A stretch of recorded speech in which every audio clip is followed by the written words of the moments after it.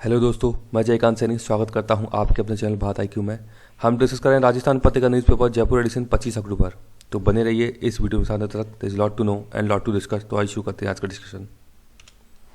Page number पर बात की जा रही है, यहाँ पे लोन मोरेटोरियम से संबंधित न्यूज़ है। यहाँ पे तो ये बात की जा रही है कि दशहरे पर ब्याज पर लगे ब्याज से छूट को मंजूरी मिल गई है अभी, और कोरोना मोरेटोरियम का लाभ नहीं लेने वालों को मिलेगा कैशबैक। तो ये यहाँ पे हेडलाइन है ये आज की न्यूज़ की। तो देख लेते हैं क्या इंपॉर्टेंट चीज़ें हैं। सबसे पहली बात, लोन मोरेटोरियम मैं आपको बता चुका हूँ कई बार। मेरे को कमेंट बॉक्स में कमेंट करके बताइए क्या होता है लोन मोरेटोरियम। अब यहाँ पे ये स्पेलिंग भी आप याद रख लीजिएगा, मोरेटोरियम की पूछी जा सकती है, बहुत ज़्यादा चर्चा में रहा है मोरेटोरियम। तो मोरेटोरियम की स्पेलिंग भी आपसे इंग्लिश लैंग्वेज के एग्जाम में पूछी जा सकती है, तो इंपॉर्टेंट है ये। इसके अलावा यहाँ बात की गई कैशबैक। कैशबैक क्या है कि जिन्होंने मोरेटोरियम का फ़ायदा नहीं लिया है उनको कैशबैक दिया जाएगा। ये जो फ़ायदा है, ये जो भी बता रहे हैं कि आपको जो कंपाउंड इंटरेस्ट है, चक्रवृद्धि ब्याज की जो इन्होंने छूट दे दी गई 6 महीने के लिए, उसका फ़ायदा ये कैशबैक के तौर पर मिलेगा जिन्होंने कि मोरेटोरियम का फ़ायदा नहीं लिया है। दूसरी बात। तीसरी बात मैं आपको बता चुका हूँ कि चक्रवृद्धि ब्याज क्या होती है। ब्याज पर लगी ब्याज, इसको ये जो 6 महीने के लिए है उस पर छूट दी जाएगी, और ये केवल 2 करोड़ तक का लोन जिन्होंने लिया उनको ये फ़ायदा मिलेगा। यानी कि जैसे आपने 100 रुपये लिए हैं लोन के, वहाँ पे आपकी ब्याज हो जाती है 10 रुपये, राइट। तो ब्याज के 10 रुपये हो गए, टोटल कितना हो गया 110। इसी प्रकार से अमाउंट ऐड होता हुआ चला जाता है, इसको हम बोलते हैं चक्रवृद्धि ब्याज दर। तो ये 6 माह के लिए इसके लिए छूट दे दी गई है, और 2 करोड़ तक का लोन जिन्होंने लिया है उन्हीं को मिलेगी। उससे ज़्यादा जिन्होंने लिया है उनको इस प्रकार की छूट, इस प्रकार कैशबैक नहीं दिया जाएगा। ये जो दिया जाएगा ये अनुग्रह राशि के तौर पर दिया जाएगा, या इसे एक्स ग्रेशिया भी कहते हैं इंग्लिश में, अनुग्रह राशि या एक्स ग्रेशिया। इसके रूप में ये इनको जो कैशबैक दिया जा रहा है, छूट दी जा रही है, तो इस प्रकार से इस रूप में दिया जाएगा अनुग्रह राशि के रूप में। पेज नंबर पर बात की जा रही है कि अब जो नगर निकाय के चुनाव हो रहे हैं जोधपुर, जयपुर और कोटा में, उसके बाद अब पंचायती राज के चुनाव की बारी है। तो ये न्यूज़ यहाँ पे बताई जा रही है। तो सबसे पहला सवाल तो मेरा आपसे ये है कि ये जो पंचायती राज संस्थाएं होती हैं, इनमें 3 संस्थाएं हैं अलग अलग। जैसे कि एक होती है पंचायत के चुनाव होते हैं। तो यहाँ पे ये जो बता रहे हैं इस न्यूज़ के अंदर 21 प्रमुख और 222 प्रधान के चुनाव होने वाले हैं। तो प्रमुख और प्रधान किन किन संस्थाओं के ऐड होते हैं, मेरे को कमेंट बॉक्स में कमेंट करके बताइए आप। एक चीज़ यहाँ पे ये है कि ये जो चुनाव आयोग है, चुनाव आयोग, राज्य चुनाव आयोग इसके चुनाव कराता है। जो भी हमारे पंचायती और नगर निकाय के चुनाव होते हैं, वर्तमान में प्रेम सिंह मेहरा जी इसके मुख्य चुनाव आयुक्त हैं राजस्थान के अंदर, राज्य चुनाव आयोग के। और यहाँ पे अभी आचार संहिता लागू हो जाएगी जब भी इलेक्शन होते हैं उससे पहले। तो मेरा कमेंट बॉक्स में आपसे प्रश्न है, आप मेरे को इस प्रश्न का उत्तर दीजिए कि आचार संहिता कितने दिन पहले लागू करती है सरकार। चुनाव आयोग इसको लागू करता है, लेकिन ये कितने दिन पहले इलेक्शन की डेट से लागू होता है, कमेंट बॉक्स में बताइए। दूसरी चीज़ ये है कि आप मेरे को ये भी बताइए कि ये जो चुनाव हो रहे हैं इस दौरान बीच में, जैसे कि नगर निकाय के भी हुए हैं और अब पंचायत के चुनाव होने को जा रहे हैं, ये बता रहे हैं 10 दिसंबर को। तो ये इस प्रकार से चुनाव क्यों हो रहे हैं? क्या ये 5 साल के बाद हो रहे हैं चुनाव, या बीच में चुनाव हो रहे हैं? ये इस प्रकार से चुनाव क्यों हो रहे हैं? क्योंकि ये तो पूरे का पूरे राजस्थान में होने चाहिए। ये ऐसे अलग अलग एरियाज़ में क्यों हो रहे हैं? ये जैसे कि जयपुर, जोधपुर, कोटा में हुए हैं अभी, और फिर ये आपके होने वाले हैं अभी, और फिर ये आपके प्रधान और प्रमुख के चुनाव होने जा रहे हैं कुछ सेलेक्टेड जगहों में। तो ये ऐसा क्यों हो रहा है, इसको मेरे को बताइए कमेंट बॉक्स में। अगर आप बताएंगे, ये बहुत ही बेहतरीन सवाल है आपसे, तो मुझे आशा है कि अगर आप जो भी इसका उत्तर देंगे तो बहुत अच्छी समझ आप रखते हैं इसको लेकर के, तो आप बताइएगा ज़रूर। पेज नंबर पर बात की जा रही है, ये क्या बात की जा रही है? एरिया है नगोर्नो काराबाख एरिया, बहुत ही ज़्यादा पॉपुलर रहा है ये। तो 2 देशों के बीच जो अभी वॉर लगा हुआ था, वॉर चल रहा था, तो यहाँ पे ये इससे संबंधी एक न्यूज़ है। यहाँ पे ये किस प्रकार से हम इस प्रकार के युद्धों को रोक सकते हैं, हम मतलब एक खुशी बांट सकते हैं। तो ये एक पिक्चर यहाँ पे ली गई है। तो मेरे को बताइए, नगोर्नो काराबाख ये क्षेत्र है, किन 2 देशों के बीच विवादित है ये क्षेत्र, और अभी भी इस पर संघर्ष चल रहा है दोनों पार्टीज़ के बीच में, दोनों देशों के बीच में वार्ता कराने की कोशिश की जाती है, समझौता कराने की कोशिश की जा रही है, ताकि वहाँ पर शांति कायम रहे, शांति बनी रहे। तो ये सारी की सारी चीज़ें कमेंट बॉक्स में बताइए कि ये क्षेत्र किन 2 देशों के बीच में है। पेज नंबर 1 पे बात की जा रही है, ये है एक मिसाइल से संबंधित न्यूज़। यहाँ पे तुर्की ने किया रूसी S-400 का परीक्षण, भड़का अमेरिका, ये हेडलाइन है इस न्यूज़ की। तो तुर्की ने क्या किया है? तुर्की ने S-400 मिसाइल का परीक्षण कर दिया। ये क्या मिसाइल है? S-400 रशिया द्वारा निर्मित मिसाइल है। इसका परीक्षण तुर्की ने कर दिया, जिस पर कि अमेरिका भड़क गया है। कारण क्या है? सबसे पहली बात, एक बात तो यह है कि टर्की जो है, टर्की और अमेरिका दोनों के दोनों नाटो के सदस्य हैं। नाटो के ऑर्गेनाइजेशन है, इसका फुल फॉर्म है नॉर्थ अटलांटिक ट्रीटी ऑर्गेनाइजेशन। तो नाटो के सदस्य हैं दोनों को दोनों।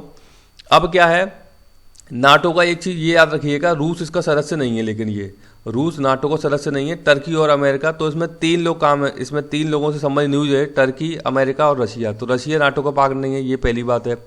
अब टर्की ने क्या किया है कि रशिया से S-400 मिसाइल परचेज कर ली है। ये एक मिसाइल डिफेंस सिस्टम है, इसके बारे में पता होना चाहिए, याद कर लीजिएगा, बहुत ही इंपॉर्टेंट है।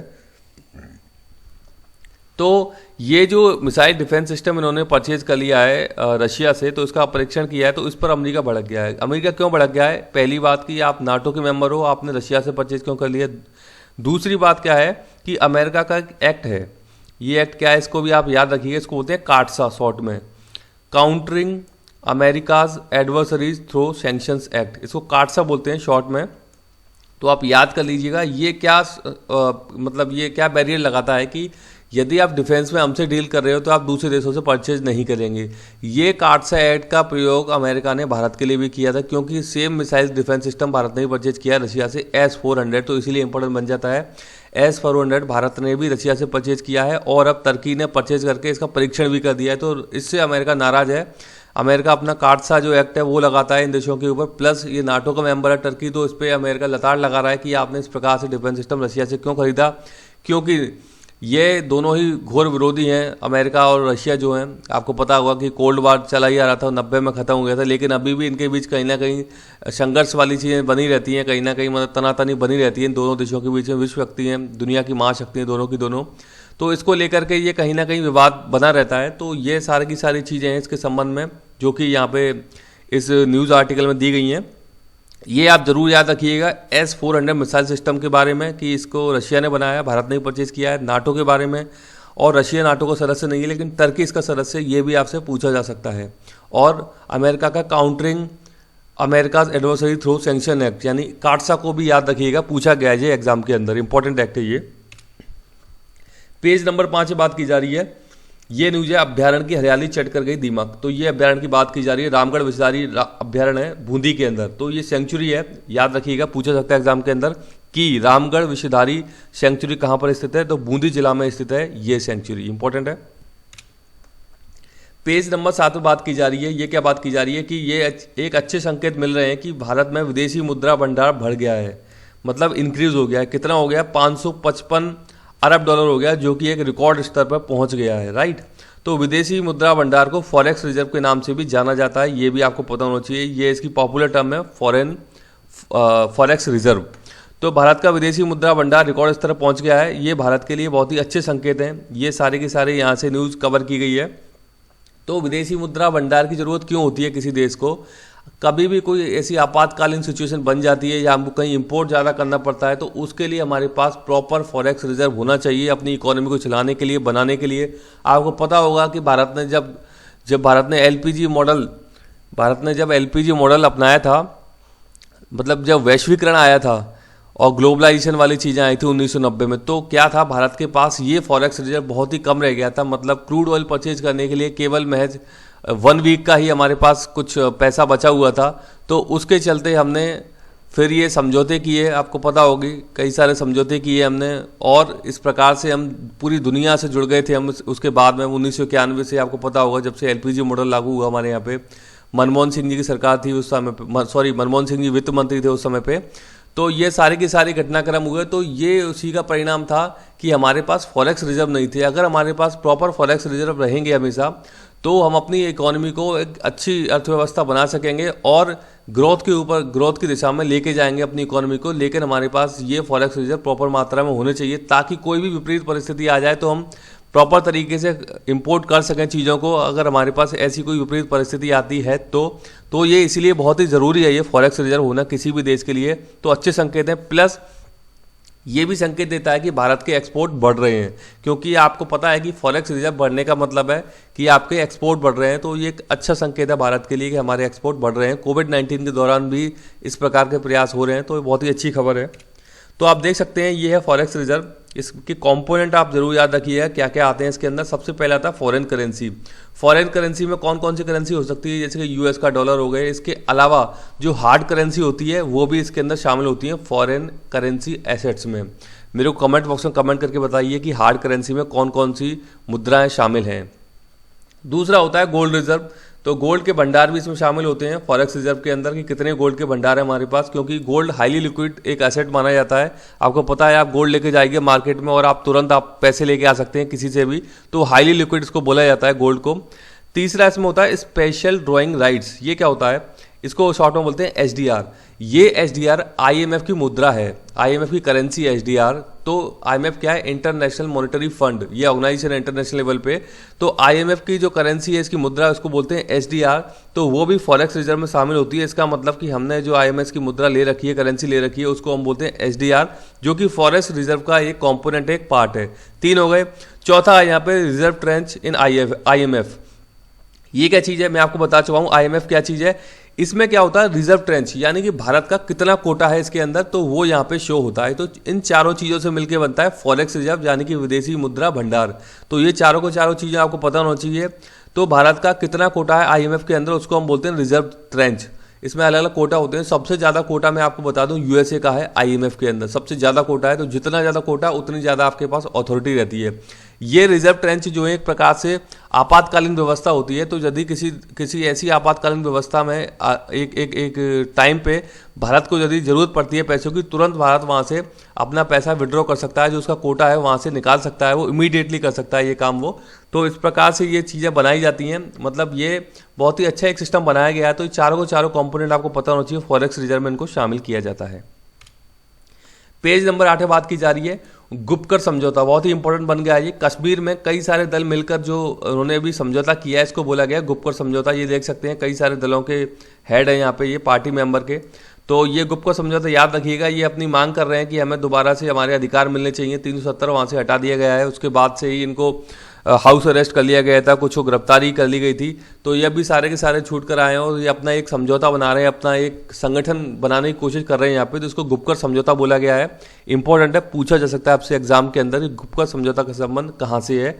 तो कश्मीर का संबंध, कश्मीर में इसका संबंध है गुप्कर समझौता का।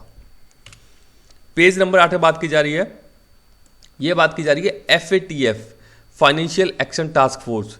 उसने अभी अभी पाकिस्तान को ग्रे सूची में रख दिया है। पहले भी ग्रे सूची में था, लेकिन फिर से अभी इसमें जो अपडेट हुए हैं तो उसको फिर से बरकरार रखा है ग्रे लिस्ट में पाकिस्तान को, क्योंकि ये आतंकवादी गतिविधियां बहुत ज़्यादा करता है। तो इसीलिए इसे ग्रे लिस्ट में बरकरार रखा है FATF ने। FATF का गठन 1989 में हुआ था, G7 देशों के प्रयास से इसका गठन हुआ था। अब FATF का जो हेडक्वार्टर है वो पेरिस के अंदर है। पेरिस जो है फ्रांस की कैपिटल है और इसके फाउंडर हैं G7 देश। किसके, FATF को जो फाउंड किया था वो G7 कंट्रीज ने किया था। ये भी एक इंपॉर्टेंट फैक्ट है।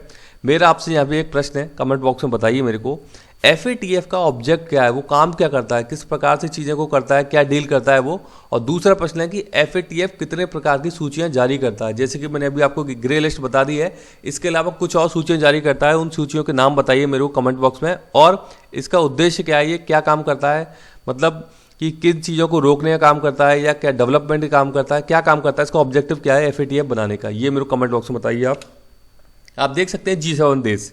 तो G7 देश बहुत ही इंपॉर्टेंट है। पहले G8 कंट्रीज हुआ करते थे, लेकिन इसमें रशिया पहले शामिल होता था G8 में, उसको बाहर कर दिया है क्रीमिया वाले इशू को लेकर के। रशिया ने क्रीमिया को एनेक्स कर लिया, जिस कारण से रशिया को बाहर कर दिया गया था। G8 कंट्रीज थी, तो उसके बाद बच गई अपनी G7 कंट्रीज, जिन्होंने की मिलकर के FATF का गठन किया। ये फाउंडिंग कंट्रीज हैं G7, बहुत ही इंपॉर्टेंट है, विकसित देश हैं सातों के सातों।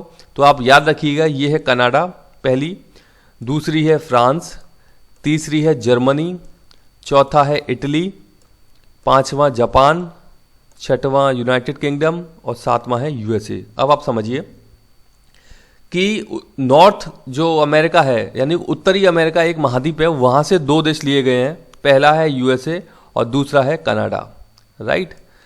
अपने 7 महाद्वीप हैं दुनिया के अंदर, तो इसमें से एक जो महाद्वीप है उत्तरी अमेरिका, वहाँ से 2 देश लिए इन्होंने।